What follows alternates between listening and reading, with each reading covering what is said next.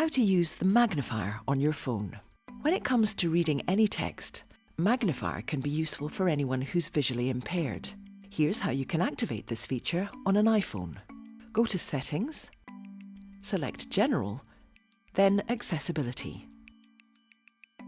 In the menu, select Magnifier and turn it on. Triple-click the Home button and you'll now be able to use the phone's camera like a magnifying glass. Use the slider to change the level of magnification. You can also change the colours displayed on screen, which could make your reading experience more comfortable. Most Android smartphones also have a magnifier feature, although each Android device might be slightly different. Here we're using a Samsung A5. Go to Apps, Settings, and scroll down to Accessibility. Select Vision, then scroll down to Magnification Gestures and switch it on. Now, when you open the camera, triple tap the screen and the magnification function will turn on.